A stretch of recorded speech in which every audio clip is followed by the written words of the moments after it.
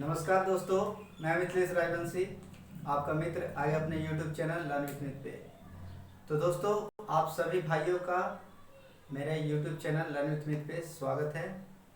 और फ्रेंड, मैंने पिछले कई क्लास से मैं आप लोग को प्रीपोजिशन का एक सीरीज दे रहा हूँ और उसको आगे लेकर चल भी रहा हूँ। तो फ्रेंड, आप लोग को ये सीरीज़ कैसा लग रहा है? अगर अच्छा लग रहा है तो आप लोग इसको लाइक शेयर सब्सक्राइब कर सकते हैं, और अगर अच्छा नहीं लग रहा है फ्रेंड तो आप लोग लाइक शेयर सब्सक्राइब बिल्कुल भी मत करिएगा। क्योंकि फ्रेंड, मैं यहाँ पे किसी तरह का एडवर्टीजमेंट नहीं करने आया हूँ और मैं यहाँ पे कोई तरह का इनकम करने नहीं आया हूँ फ्रेंड। बस मेरा मकसद है आप लोगों के लक्ष्य तक पहुँचाने में थोड़ी सी मदद कर देना, ठीक है ना दोस्तों? तो फ्रेंड, याद करिए कि पिछले 5 क्लासों में हम लोगों ने प्रीपोजिशन को देख लिया है। आज प्रीपोजिशन का 6वां क्लास होगा और उसमें हम लोग और भी कई इम्पोर्टेंट तथ्य को देखने वाले हैं, ठीक है ना? कुछ इम्पोर्टेंट कंसेप्ट को समझने वाले हैं। तो चलिए, ज़्यादा देरी नहीं करते हुए हम लोग अपने टॉपिक पे आते हैं और कुछ नया सीखते हैं। और आज मैं आप लोग को एक डायलॉग सुनाऊंगा फ्रेंड, ठीक है? क्योंकि आज का सेशन जो है थोड़ा सा कठिन होने वाला है, इसलिए मुझको लगता है कि आप लोग को एक डायलॉग सुनाना पड़ेगा। तो पहले पढ़ाई पे आते हैं। तो फ्रेंड, यहाँ पे मैं कुछ कंसेप्ट लेकर आया हूँ और आप लोग को बताना चाहता हूँ। कुछ ऐसे स्पेशल वर्ड्स हैं जिनके बाद हमेशा टू का यूज़ किया जाता है, बशर्ते इस टू के बाद ऑब्जेक्ट में क्या आना चाहिए? कोई पर्सन आना चाहिए। जैसे कि यहाँ पे देखिए, she said to me that she would help me. She यानी उसने मुझसे कहा कि वह मेरी मदद करेगी। ये पास्ट टेंस में जाकर कहा है, इसलिए यहाँ पे वुड लगा है, ठीक है ना? विल नहीं लगा है। तो फ्रेंड, यहाँ पे क्या है? ये जो सेड जो है फ्रेंड, ये एक सिलेक्टेड वर्ड हो गया। जैसे मैंने आप लोग को कह रहा था अभी कि कुछ ऐसे सिलेक्टेड वर्ड हैं। तो जैसे कि मान लीजिए ये सब सिलेक्टेड वर्ड्स हैं यहाँ पे, लेकिन उससे पहले मैं आप लोग को एक एग्जांपल दे रहा हूँ, ठीक है? क्योंकि पहले मैं आज आपको एग्जांपल दूंगा, उसके बाद उसका थ्योरी बताऊंगा। क्योंकि आज का जो कंसेप्ट है फ्रेंड, वो थोड़ा सा कठिन रहने वाला है, लेकिन मैं उसको बहुत ही इजी बनाने का बहुत प्रयास किया हूँ, ठीक है? बहुत मैं इसके ऊपर काम किया हूँ कि आप लोग को बहुत इजी से इजी लगे ये सेशन आपको। तो फ्रेंड, यहाँ पे क्या है? ये सब सिलेक्टेड वर्ड, कुछ ऐसे सिलेक्टेड वर्ड्स हैं फ्रेंड जिनके बाद टू को यूज किया जाता है, लेकिन उनमें भी ये टू जो है शर्त रखता है। टू क्या शर्त रखता है? कि मैं अकेले नहीं आऊँगा, मैं अपने साथ किसी ऑब्जेक्ट को लेकर आऊँगा, ठीक है? तो ये टू जो है अपने साथ ऑब्जेक्ट को लेकर आता है। किसको? मी को लेकर आता है। जैसे कि मान लीजिए फ्रेंड, कोई लड़का का अगर शादी होता है कोई लड़की से, मान लीजिए ये टू जो है ये एक नई नवेली दुल्हन है। ये टू जो है फ्रेंड एक नई नवेली दुल्हन है और ये इसके साथ शादी करता है। तो ये कहती है कि मैं अकेले ससुराल नहीं जाऊंगी, मैं अपने साथ किसी को लुगदिया में लेकर जाऊंगी। जैसे एक रिवाज होता है ना फ्रेंड कि लुगदिया में किसी भाई को या किसी रिश्तेदार को लेकर जाया जाता है। तो ये उसी तरह का डिमांड करते हैं कि मैं आऊँगी तो अकेले नहीं आऊँगी, मैं अपने साथ कोई ऑब्जेक्ट को लेकर आऊँगी। और आप लोग को मैंने पहले भी बता दिया है कि टू जो है प्रीपोजिशन है और टू के बाद हमेशा ऑब्जेक्टिव केस ही आएगा। इसलिए देखिए फ्रेंड, ये प्रीपोजिशन के बाद यहाँ ऑब्जेक्टिव केस आया है, ठीक है ना? चलिए, इतना आप लोग को समझ में आ गया कि कुछ ऐसे सिलेक्टेड वर्ड है जिनके बाद टू आएगा, और टू भी तब आएगा जब उसके बाद ऑब्जेक्ट में किसी तरह का पर्सन होगा। देखिए फ्रेंड, यहाँ पे टू के बाद कोई ऑब्जेक्ट आया है तो ये क्या है? एक किसी तरह का पर्सन है। मतलब देखिए, ये कोई वस्तु नहीं है, ठीक है ना? ये नॉन लिविंग थिंग नहीं है, ये एक लिविंग थिंग है। जैसे मैंने यहाँ पे लिख रखा है कि ऑब्जेक्ट होगा तो वो किसी तरह का पर्सन होगा। तो ये क्या है? किसी तरह का पर्सन है। अब आइए नीचे आइए, यहाँ पे देखिए, यहाँ पे मैंने कुछ सिलेक्टेड वर्ड्स को लिख दिया है जैसे talk, say, suggest, propose, write, speak, explain, listen, pray, describe, reply, complain और रिपोर्ट। फ्रेंड, ये जितने सारे 12-13 वर्ड्स हैं, इनको याद करना और रट्टा मारना बहुत ही बोरिंग हो जाता है, ठीक है ना। तो मैं आप लोग के लिए एक छोटा सा कहानी बनाकर लेकर आया हूँ और उसी के माध्यम से इसको पिरोने का काम किया हूँ, ठीक है ना। जैसे माली माला गूंथता है तो कैसे माला को पिरो देता है एक धागे में, तो उसी तरह मैंने इन सभी वर्ड्स को लेकर एक कहानी में पिरोने का प्रयास किया है। अब देखना यह होगा कि आप लोग के लिए कितना कारगर साबित होता है। तो देखिए फ्रेंड, कहानी यह है कि दो दोस्त होते हैं और दो दोस्त के बीच एक लड़की होती है, ठीक है ना। तो जो दोस्त होता है, जैसे मान लीजिए मैं हूँ और मेरा दोस्त कोई पंकज है, ठीक है। तो वो मुझको सलाह देता है कि तुमको उस लड़की को प्रपोज करना चाहिए। तो मैंने पूछा क्यों करना चाहिए, तो उसने कहा कि वो लड़की तुमको देखती है, पसंद करती है, शायद तुम्हारा प्रपोजल एक्सेप्ट कर ले। तो मैं क्या करता हूँ कि चलो ठीक है भाई, मैं जाकर उसको अपना दिल का बात बताऊंगा, एक्सप्रेस करूंगा, तो देखा जाए कि वो लड़की क्या रिप्लाई देती है। तो इसी कहानी के ऊपर मैं इन सभी वर्ड को एक धागे में पिरोने का काम किया है। देखिए फ्रेंड कैसे, ये है टॉक। तो मैं और मेरा फ्रेंड पंकज जो है वो लोग बात करते हैं, ठीक है, टॉक। ये से, तो मेरा दोस्त जो है मुझसे कहता है और क्या क्या करता है, वो मुझको सजेस्ट करता है, सलाह देता है। क्या सलाह देता है कि मुझको उस लड़की को, जो लड़की मुझे देखती है, तो मेरा दोस्त पंकज मुझको सलाह देता है कि तुमको उसको जाकर अपना दिल का बात बताना चाहिए, प्रपोज करना चाहिए। तो मैं क्या करता हूँ, प्रपोज करने से पहले कुछ नोट्स लिख लेता हूँ कि मैं वहाँ पे जाने के बाद मैं कुछ भूलूँ नहीं, ठीक है। तो मैं कुछ लिख कर जाता हूँ और बोलता हूँ, ठीक है।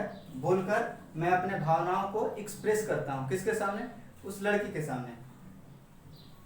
और वो लड़की मेरे बात को सुनती है, समझती है और वो प्रे करती है मुझसे। वो लड़की प्रे करती है, प्रार्थना करती है और डिस्क्राइब करते हुए मुझको रिप्लाई देती है। क्या डिस्क्राइब करती है, यही डिस्क्राइब करती है कि मेरे घर वाले बहुत बुरे हैं, ऐसा मैं पकड़ी जाऊंगी तो घर में बहुत धुलाई होगा या प्रॉब्लम हो जाएगा। तो वो प्रे करती है और डिस्क्राइब करते हुए मुझको रिप्लाई देती है। क्या रिप्लाई देती है कि कोई कंप्लेन कर देगा या किसी तरह का रिपोर्ट मेरे घर में चला जाएगा तो मेरे लिए प्रॉब्लम खड़ी हो जाएगी। तो फ्रेंड, इस कहानी के माध्यम से मैंने इन सभी वर्ड्स को एक जार में रखने का कोशिश किया है, एक जगह करने का कोशिश किया है। हो सकता है आप लोग के लिए ये कारगर साबित हो जाए, वरना आप लोग रटने लग जाइएगा तो शायद आपके दिमाग से फिसल जाएगा। लेकिन अगर आप लोग कहानी के माध्यम से इसको देखिएगा तो ये 1 से 2 बार अगर इसको रिवाइज करिएगा तो ये हमेशा के लिए फिट हो जाएगा। मैंने ज़्यादा दिन तक आप लोग इसको अपने माइंड में स्टोर करके रख सकते हो। तो फ्रेंड, अब देखिए इसी का दूसरा एग्जांपल मैं ले लेता हूँ। You suggested to him that she should leave the place. तो ये क्या कह रहा है, यू सजेस्टेड टू मी, ये मेरा फ्रेंड जो है मुझको सजेस्ट कर रहा है। यू सजेस्टेड टू मी, मेरा फ्रेंड पंकज मुझको सजेस्ट कर रहा है, मुझको, ये मैं हूँ। That he should leave the place, वो मुझको कह रहा है कि तुमको प्लेस छोड़ देना चाहिए। क्यों छोड़ देना चाहिए, कि अगर उस लड़की का भाई अगर कोई उसको लड़की के भाई को कंप्लेन कर देगा तो वो लड़की का भाई तुझको छोड़ेगा नहीं, ठीक है। इसलिए मेरा दोस्त मुझको सलाह दे रहा है कि तुमको प्लेस को छोड़ देना चाहिए। यू सजेस्टेड टू हिम, उसने मुझको सजेस्ट किया है कि मुझको प्लेस को छोड़ देना चाहिए। जिस जगह पे मैं रह रहा हूँ तो उस जगह को मुझको छोड़ देना चाहिए। तो फ्रेंड, ये एक कंसेप्ट हुआ है। इस तरह के जितने सारे वर्ड्स हैं आप लोग इसको 1 से 2 बार रिवाइज कर लीजिएगा तो शायद आप लोग जल्दी नहीं भूलिएगा, ठीक है ना। तो चलिए अब हम लोग दूसरे कंसेप्ट की ओर चलते हैं। दूसरा कंसेप्ट ये है फ्रेंड कि ये ऐसे कुछ वर्ड्स थे जिनके बाद टू आएगा और टू के बाद ऑब्जेक्ट आएगा, ठीक है। और ऑब्जेक्ट कैसा होगा, पर्सन, वो किसी तरह का पर्सन होगा, ठीक है ना। लेकिन ये ऐसे वर्ड्स हैं फ्रेंड जिनके बाद टू को यूज नहीं किया जाता है, ठीक है ना। देखिए यहाँ पे इन सभी वर्ड्स के बाद मैंने एग्जांपल दिया है और यहाँ पे टू लगाया, तो यहाँ पे टू क्या हुआ, ये नहीं लगेगा, टू यहाँ पे लगाना गलत हो जाएगा। थोड़ा सा आज का क्लास थोड़ा सा कठिन है फ्रेंड, लेकिन मैंने आप लोग को जिस तरीक़े से समझाने का कोशिश किया है, मैं समझता हूँ कि आप लोग को बहुत अच्छे से समझ में आया होगा और आपको ये आज का क्लास पसंद आया होगा। तो देखिए friend, information, advice, encourage, request, beg, congratulate, welcome, compliment, thank, order, command, forbid, warn, remind, ये कितने सारे वर्ड्स है फ्रेंड। इनको हम लोग बैठ कर रटने लग जाए तो याद भी नहीं होगा और नींद आ जाएगा, फिर हम लोग कुछ देर के लिए सो भी जाएंगे, ठीक है ना। ऐसा सबके साथ होता है, जो चीज़ रटने वाला होता है फ्रेंड वो सब चीज़ हम लोग को बहुत बोरिंग लगता है। यही वजह है फ्रेंड कि मैं पहले आप लोग को क्या वर्ड पावर यानी जो वोकैब सेक्शन है उसको कराने से पहले मैं आप लोग को ग्रामर का सेक्शन करवा दे रहा हूँ। क्यों? क्योंकि ग्रामर का सेक्शन जो है वो एक कंसेप्ट बेस्ड है, इसको पढ़ने में थोड़ा मज़ा आता है, ठीक है ना। इसको हम लोग मज़े के साथ पढ़ सकते हैं, लेकिन वोकैब सेक्शन जो है फ्रेंड उसमें ज़्यादा कुछ समझना नहीं होता है, बस उसको याद करने, उसमें जितने भी सारे चीज़ होते हैं वो सब याद करने वाले चीज़ होते हैं, तो वो थोड़ा बोरिंग हो जाता है, ठीक है ना। आप लोग समझ रहे होंगे मैं क्या कहना चाहता हूँ। तो इसको भी मैं एक कहानी के रूप में ढालने का कोशिश किया हूँ, और कहानी आप सुन लीजिए, उसके बाद उसको यूज़ करने का आपको दिल करे तो यूज़ करिएगा, वरना यूज़फुल नहीं लगे तो यूज़ मत करिएगा। लेकिन आप लोग एक कहानी सुन लीजिए। कहानी है फ्रेंड कि एक बाप होता है और एक बेटा होता है। तो बाप जो होता है वो पॉलिटिकल लोकेशन में रहता है, ठीक है ना, और वो अपना बेटा को भी पॉलिटिकल एरिया में, पॉलिटिकल क्षेत्र में उतारना चाहता है, ठीक है ना, पॉलिटिकल लाइन में उतारना चाहता है। तो बाप जो है अपने बेटे को कहता है कि समय आ गया है इलेक्शन का, तुमको इलेक्शन में खड़ा हो जाना चाहिए, ठीक है। तो उसके पिताजी उसको इनकरेज करते हैं, रिक्वेस्ट करते हैं कि बाबू खड़े हो जाओ, अगर नेता बन गए तो बहुत ऊपर तक जाओगे, बहुत तुम्हारे पास पावर होगा, रुपया होगा, पहचान होगा।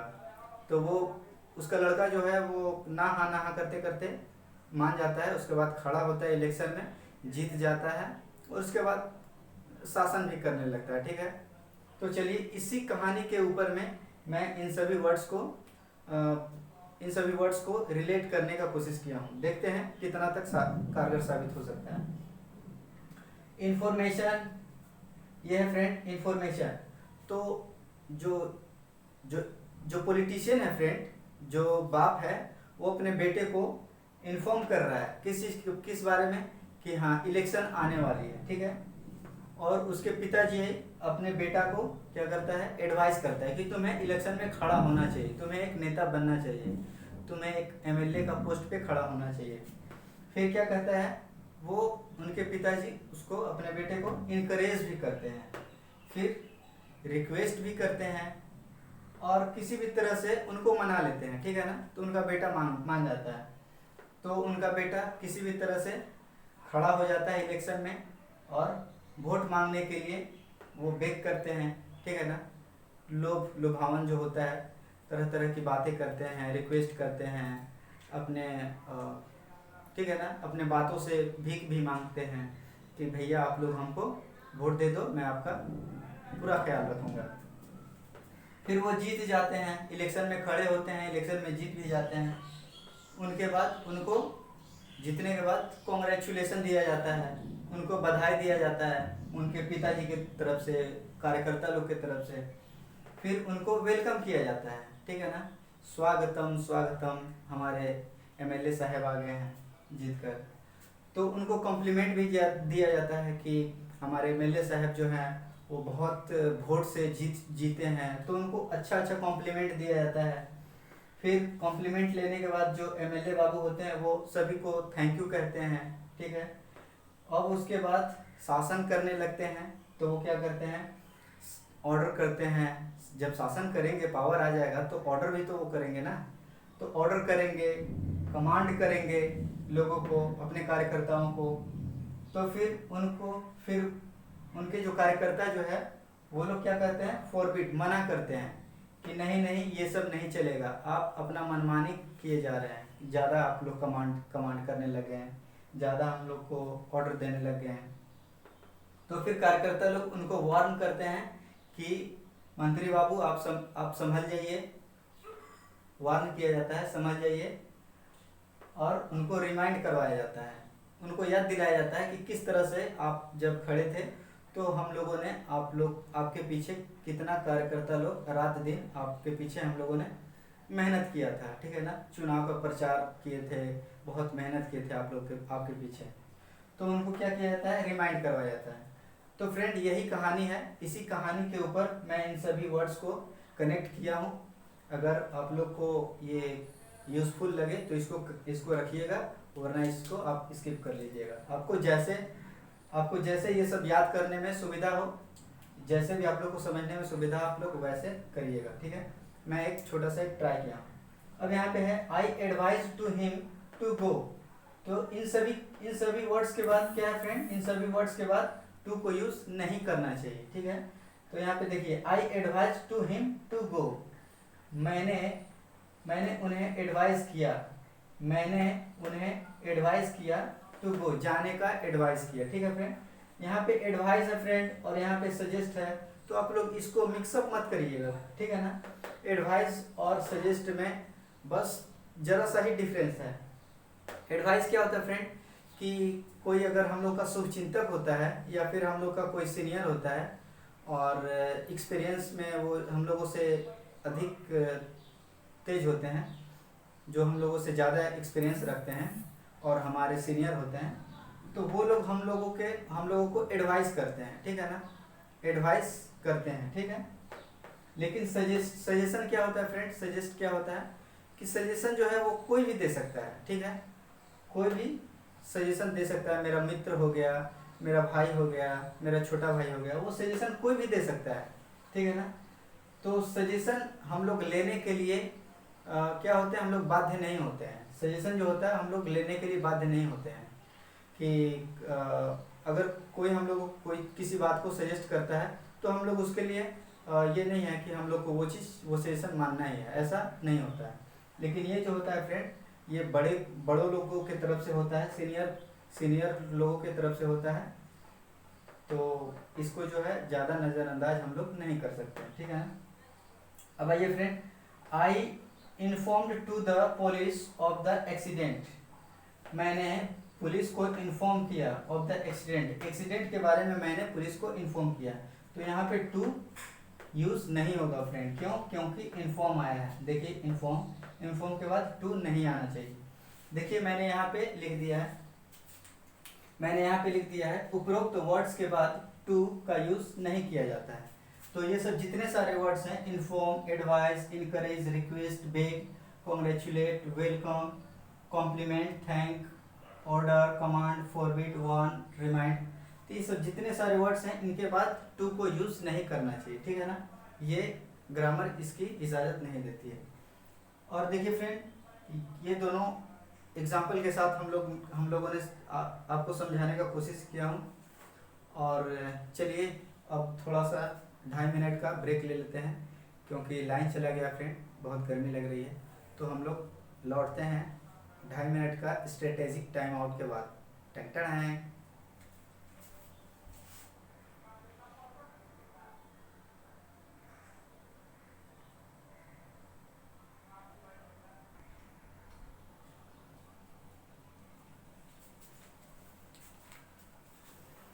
Welcome to back.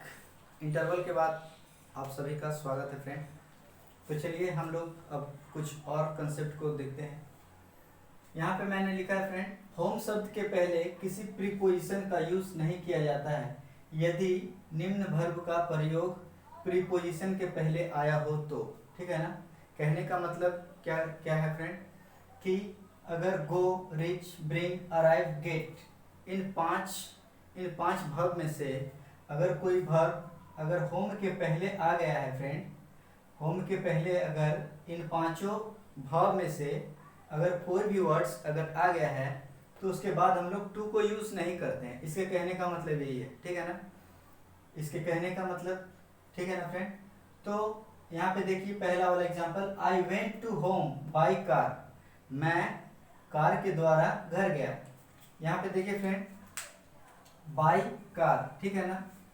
मैंने आप लोग को प्रीपोजिशन में बताना भूल गया था फ्रेंड कि बाय जो है, बाय को एक और तरीके से यूज कर सकते हैं कि अगर हम लोग को कहीं जाना होता है व्हीकल के द्वारा, या ट्रेन के द्वारा, या बस के द्वारा, या साइकिल के द्वारा, तो उसके लिए हम लोग बाय को यूज करते हैं, ठीक है ना।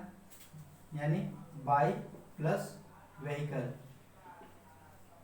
ठीक है। तो फ्रेंड यहाँ पे देखिए I went to home by car, तो इसमें टू जो आया फ्रेंड, ये टू नहीं आना चाहिए, ये गलत है फ्रेंड। यही तो यहाँ पे कह रहा है कि गो, रिच, ब्रिंग, अराइव, गेट, इन सभी वर्ड्स के बाद अगर होम आए तो होम और वेंट के बीच में टू को जगह नहीं मिलेगी, ठीक है ना। नो एंट्री है टू के लिए। तो देखिए अब दूसरे वाले, तो यहाँ पे टू नहीं होगा फ्रेंड, ठीक है ना। अगर टू होगा तो ये सेंटेंस गलत हो जाएगा, यहाँ पे टू नहीं होना चाहिए, ठीक है। I went to his home, यहाँ पे देखिए फ्रेंड, मैं उसके घर गया। तो अब देखिए फ्रेंड यहाँ पे टू लग गया है, यहाँ पे वेंट है, यहाँ पे होम है, तो यहाँ पे टू लग गया। क्यों लगा? तो इसके लिए वेंट जो है शर्त रख देता है कि टू तभी लगेगा, वेंट और होम जो है एक दूसरे से एग्रीमेंट करते हैं कि वेंट और होम के बीच टू तभी आएगा जब होम के पहले किसी तरह का पोसेसिव एडजेक्टिव लगा हो, ठीक है। जैसे कि मान लीजिए I went to his home, मैं उसका घर गया, तो होम के पहले क्या हो जा रहा है, एक विशेषता को बता रहा है ना। हिज होम, किसका होम? उसका होम, ठीक है ना। तो क्या है, possessive adjective my, his, her, your, our, their, इनमें से किसी भी तरह का अगर पोसेसिव एडजेक्टिव लगा है फ्रेंड, तो उस केस में हम लोग होम के पहले टू को यूज कर सकते हैं, ठीक है। अब देखिए I decided to go to Ram's home, ठीक है फ्रेंड। तो यहाँ पे देखिए डिसाइड आया है,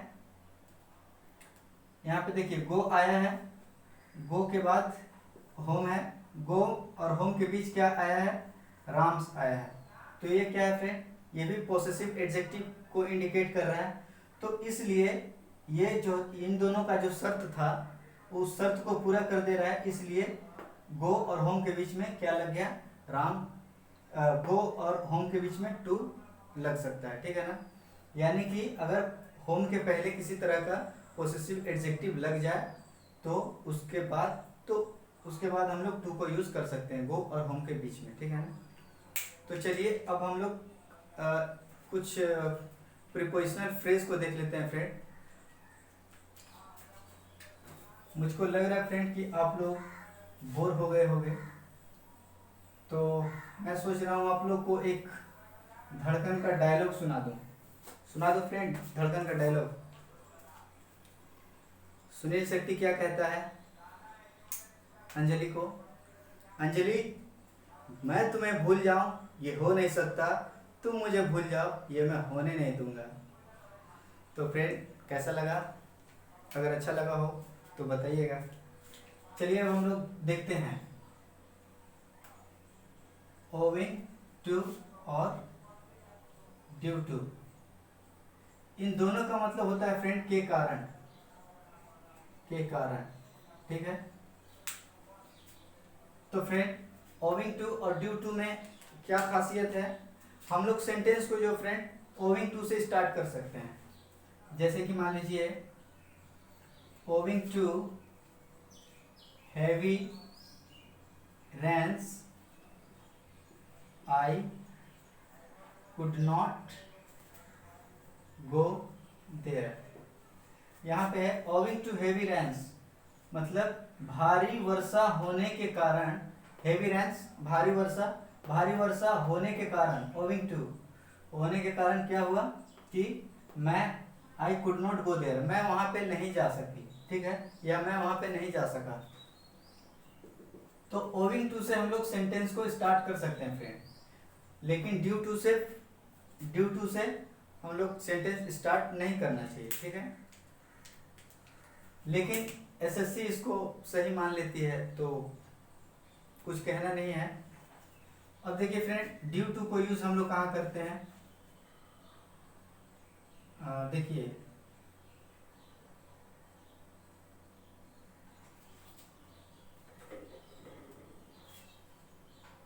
heavy Reigns, HEAVY, heavy rains was due to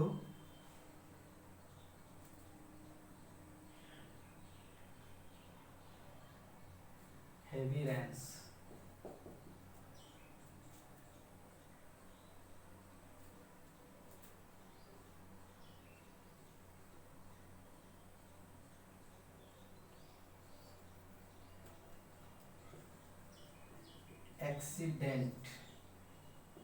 Accident was due to heavy rains. ठीक है, एक्सीडेंट क्या हो गया, एक्सीडेंट हो गया है, accident was due to heavy rains, accident was occurred होगा, एक्सीडेंट वाज ओकर्ड, एक्सीडेंट जो है घटना घट गया है, ड्यू टू हेवी रेन्स, भारी बारिश हुई उसके लिए, उसी के वजह से एक एक्सीडेंट जो है घटना घट चुका है। तो यहाँ पे फ्रेंड देखिए, यहाँ पे ड्यू टू आया है, तो कब आया है, ये बी के फॉर्म के बाद आया है, बी फॉर्म के बाद ड्यू टू आया है। तो कभी भी हम लोग देखेंगे कि ड्यू टू जब आता है तो अपने साथ बी का जो फॉर्म होता है, is, am, are, was, were, been, इन सब के बाद ही ड्यू टू को जगह दिया गया है, ठीक है ना, तब ये सेंटेंस क्या होता है, सही हो जाता है। तो फ्रेंड आज का सेशन थोड़ा कठिन था, लेकिन मैंने बहुत प्रयास किया इसको सरल बनाने का। तो अगर आप लोग को ये वीडियो थोड़ा सरल लगता हो, थोड़ा आसान लगा हो, तो आप लोग इस पर रिप्लाई दीजिएगा, मुझे आपका रिप्लाई का जवाब रहेगा, ठीक है फ्रेंड।